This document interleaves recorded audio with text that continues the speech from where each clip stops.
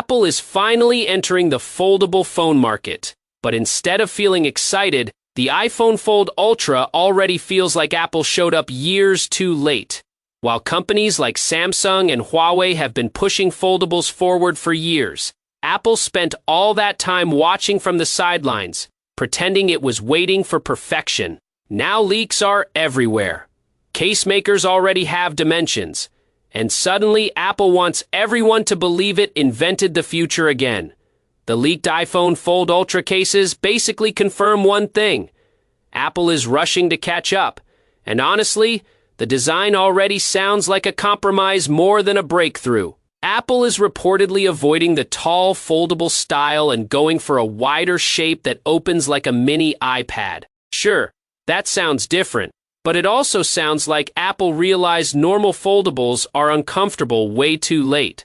Every other company already learned those lessons years ago while Apple was still selling the same flat rectangle every September.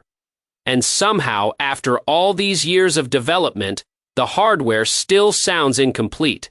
The leaks show only 2 rear cameras, which is pretty embarrassing for a device rumored to cost over $2,000. Apple fans are expected to pay ultra-premium prices while getting fewer cameras than a regular Pro iPhone.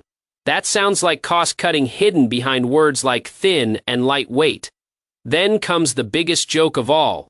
Face ID might be gone because Apple apparently could not fit the system inside the foldable body. So after years of Apple acting like Face ID was the future and Touch ID was outdated, now they may suddenly bring Touch ID back in the power button because they ran out of space.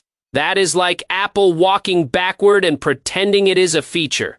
The mysterious extra buttons on the side make things even weirder. Nobody knows what they actually do, which means leaks are already creating fake hype around unfinished ideas. Gaming triggers, AI shortcuts, camera controls. Right now, it just feels like Apple throwing random features at the wall, hoping something sticks. The display situation also sounds messy. Early rumors claimed Apple was building a clean, uninterrupted screen with hidden camera technology. Now reports say the under-display camera was not ready in time, so Apple may use a punch-hole camera instead. So after delaying the project for years, they still could not perfect the technology they wanted. And then there is the crease problem.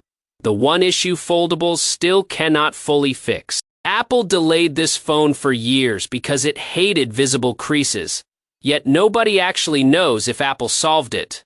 If the crease is still visible after all this waiting, then what exactly was the point of the delay?